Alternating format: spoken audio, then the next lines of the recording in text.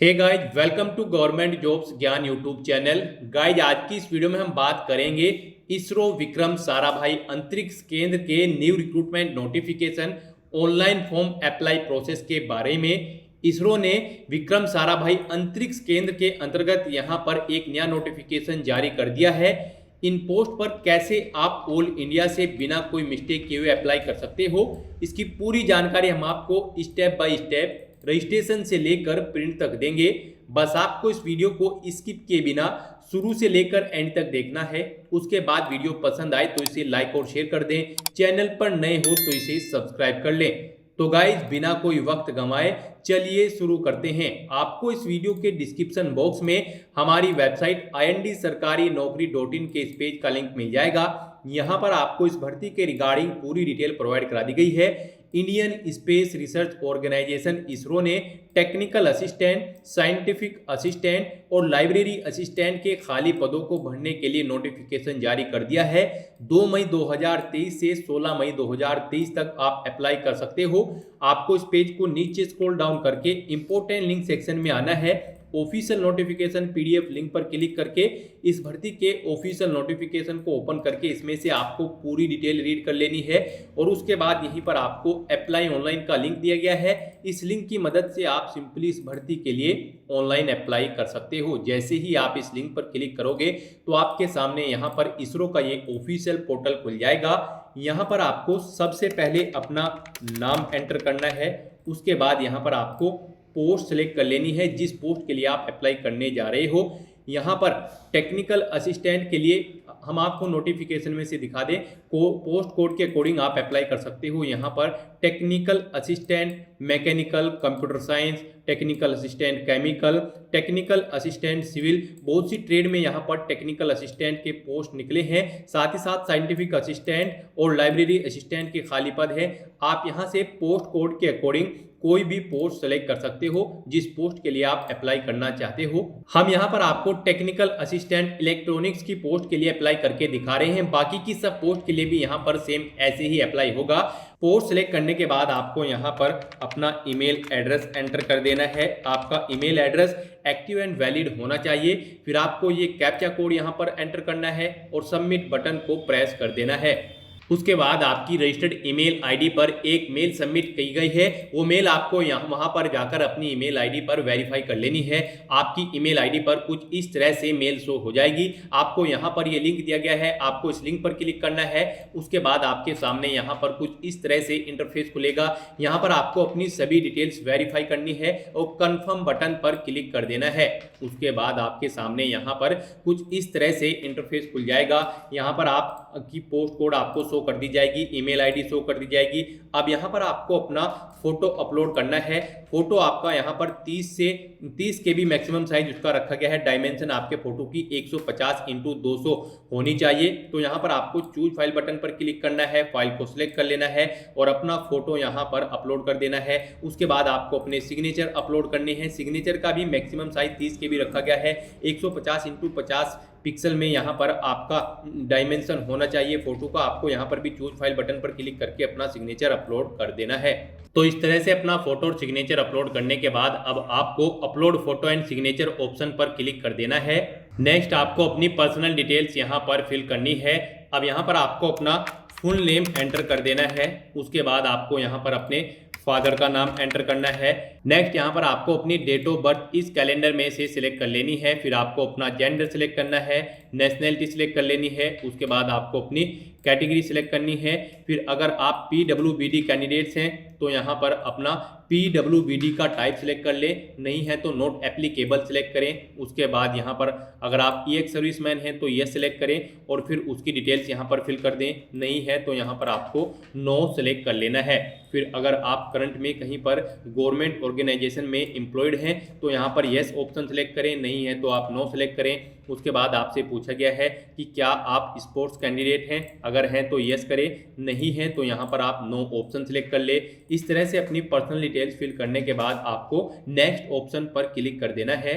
Next यहाँ पर आपको अपनी कॉन्टैक्ट डिटेल फिल करनी है। सबसे पहले यहाँ पर आपको अपना नियरेस्ट रेलवे स्टेशन एंटर करना है, फिर आपको अपना कोरोस्पोंडेंस एड्रेस एंटर कर देना है मोबाइल नंबर के साथ। उसके बाद आपको अपना परमानेंट एड्रेस एंटर करना है मोबाइल नंबर के साथ। और अगर आपका कोरोस्पोंडेंस एड्रेस और परमानेंट एड्रेस सेम है तो बस आपको सेम एज कोरोस्पोंडेंस एड्रेस इस चेकबॉक्स को ओके करना है।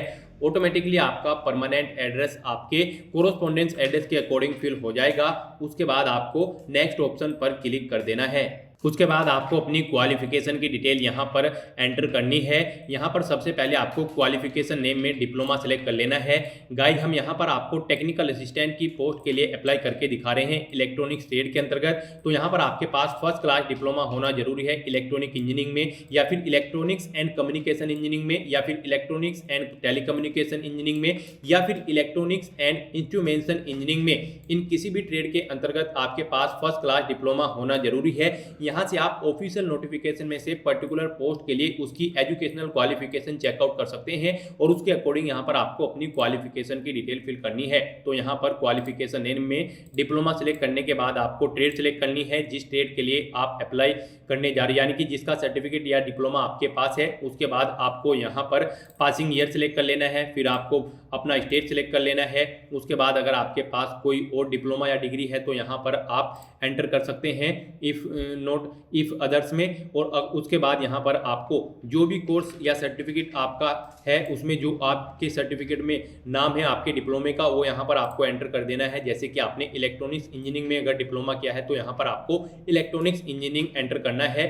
उसके बाद यहाँ पर आपको बताना है कि आपका डिप्लोमा का रिजल्ट परसेंटेज में है या फिर सीजीपीए में परसेंटेज में अगर है तो यहाँ पर आपको ऑब्टेन परसेंटेज एंटर करनी है, कितने परसेंट आपने ऑब्टेन किए हैं 100 में से। उसके बाद यहाँ पर आपको अपने फर्स्ट क्लास है आपकी, सेकंड क्लास है या फिर थर्ड है, आपको ऑप्शन सेलेक्ट कर लेना है। यहाँ पर फर्स्ट क्लास कैंडिडेट से अप्लाई कर सकते हैं, एप्लीकेबल है। तो यहाँ पर फर्स्ट सेलेक्ट करने के बाद तो इस तरह से यहाँ पर आपको अपनी क्वालिफिकेशन की डिटेल फिल करने के बाद अब नेक्स्ट ऑप्शन पर क्लिक कर देना है। उसके बाद आपके सामने यहाँ पर कुछ इस तरह से इंटरफेस खुलेगा। अब यहाँ पर आपको अपनी कुछ और डिटेल्स फिल करनी है। यहाँ पर एप्लीकेशन फीस के रूप में कैंडिडेट को 700 रुपये जमा कराने होंगे सभी कैंडिडेट्स को। उसके बाद female, SC, ST, EX, SM और PWBD कैंडिडेट को सभी फीस का पूरा अमाउंट रिफंड कर दिया जाएगा और बाकी की कैटेगरी कैंडिडेट को 500 रुपये यहाँ पर रिफंड किए जाएंगे। उसके लिए यहाँ पर आपको अपनी बैंक की डिटेल्स फिल करनी है। सबसे पहले यहाँ पर आपको अपना बैंक अकाउंट नंबर एंटर कर देना है, फिर आपको अपना बैंक अकाउंट नंबर एक बार फिर से एंटर करना होगा। उसके बाद यहाँ पर आपको अपना नाम एंटर करना होगा जो आपके बैंक अकाउंट में है। उसके बाद यहाँ पर आपको बैंक का नाम एंटर करना है, जिस बैंक में आपका अकाउंट है उसकी ब्रांच का नाम आपको एंटर करना है, उसका IFSC कोड यहाँ पर आपको एंटर कर देना है। फिर यहाँ पर अगर आपको तो कोई एक्सपीरियंस है, वर्किंग एक्सपीरियंस, तो यहाँ पर आप ईयर सेलेक्ट कर सकते हैं और मंथ सेलेक्ट कर सकते हैं, कितने ईयर और मंथ का आपको एक्सपीरियंस है। उसके बाद अगर आपके पास कोई अदर रिलेवेंट इन्फॉर्मेशन है तो आप यहाँ पर प्रोवाइड करा सकते हो। एडिशनल क्वालिफिकेशन की डिटेल आप इस कॉलम में प्रोवाइड करा सकते हो अगर आपके पास है। नेक्स्ट यहाँ पर आपसे पूछा गया है आपको मिनिमम टाइम रिक्वायर्ड ज्वाइन करने के लिए कितना चाहिए, तो यहाँ पर आपको ऑप्शन सेलेक्ट कर लेना है। फिर आपसे पूछा गया कि क्या आप अपना रिटन टेस्ट या फिर इंटरव्यू हिंदी में चाहते हैं तो यस करें, नहीं तो आप नो करें। नेक्स्ट आपसे पूछा गया कि क्या आप सभी टर्म एंड कंडीशंस के लिए एग्री हैं, तो यहाँ पर आपको यस ऑप्शन सेलेक्ट करना है। फिर आपको चेकबॉक्स को ओके करना है और सबमिट बटन पर प्रेस कर देना है। नेक्स्ट आपको आपके एप्लीकेशन फॉर्म का पूरा प्रीव्यू शो कर दिया जाएगा। आपको सभी डिटेल्स चेकआउट कर लेनी है, कहीं पर कोई मिस्टेक है तो आप गो बैक बटन पर क्लिक करके एडिट कर सकते हो, नहीं तो यहाँ पर अब आपको कंफर्म एंड सबमिट ऑप्शन पर क्लिक कर देना है। फॉर्म सबमिट होने के बाद आपको एक रजिस्ट्रेशन नंबर प्रोवाइड कर दिया जाएगा। आपको इसे नंबर को नोट डाउन करके रख लेना है। आपके रजिस्टर्ड मोबाइल नंबर पर एक OTP सबमिट किया गया है, आपको वो OTP अब वेरीफाई करना है। आपको वेरीफाई OTP इस ऑप्शन पर क्लिक करना है। उसके बाद आपके सामने कुछ इस तरह से इंटरफेस खुलेगा। यहाँ पर आपको पोस्ट का नाम सेलेक्ट कर लेना है, जिस पोस्ट के लिए आपने अप्लाई किया है, अपना ईमेल एड्रेस एंटर करना है और सबमिट ऑप्शन पर क्लिक कर देना है। उसके बाद आपके सामने यहाँ पर कुछ इस तरह से इंटरफेस खुलेगा। यहाँ पर आपको OTP एंटर करना है, वो OTP जो आपके रजिस्टर्ड मोबाइल नंबर पर आया है और सबमिट बटन पर क्लिक कर देना है। OTP वेरीफाई करने के बाद यहाँ पर आपके सामने मैसेज शो हो जाएगा, आपका मोबाइल नंबर सक्सेसफुली वेरीफाई हो चुका है। उसके बाद दोबारा से आपको पिछली टैब पर आना है और यहाँ पर अपलोड रिलेवेंट सर्टिफिकेट इस ऑप्शन पर क्लिक करना है और यहाँ पर आपको अपने कुछ सर्टिफिकेट अपलोड कर देने हैं। यहाँ पर आपको अपना कैटेगरी सर्टिफिकेट अपलोड करना है, ईएक्स सर्विसमैन कैंडिडेट्स हो तो डिस्चार्ज सर्टिफिकेट अपलोड करना है, पीडब्ल्यूबीडी कैंडिडेट्स हो तो आपको पीडब्ल्यूबीडी कैंडिडेट्स यानी कि डिसेबिलिटी का सर्टिफिकेट यहाँ पर आपको अपलोड कर देना है। इनका मैक्सिमम साइज 800 KB रखा गया है। तो यहाँ पर आपको चूज फाइल बटन पर क्लिक करना है, फाइल को सिलेक्ट करना है और उन्हें यहाँ पर अपलोड कर देना है। आपकी फाइल PDF फॉर्मेट में यहाँ पर होनी चाहिए। नेक्स्ट आपके सामने यहाँ पर कुछ इस तरह से इंटरफेस खुलेगा। अब यहाँ पर आपको अपना पेमेंट करने के बाद अपने एप्लीकेशन फॉर्म का एक प्रिंट आउट ले लेना है। तो यहाँ पर अब आपको मेक पेमेंट ऑप्शन पर क्लिक करना है। फिर आपके सामने यहाँ पर कुछ इस तरह से इंटरफेस खुलेगा। अब यहाँ पर आपको प्रोसीड फॉर पेमेंट ऑप्शन पर क्लिक करना है, ओके करना है। उसके बाद आपको पेमेंट गेटवे के ऑप्शन पर रिडायरेक्ट कर दिया जाएगा। यहाँ पर आप debit card, credit card, net banking या UPI के थ्रू पेमेंट कर सकते हो।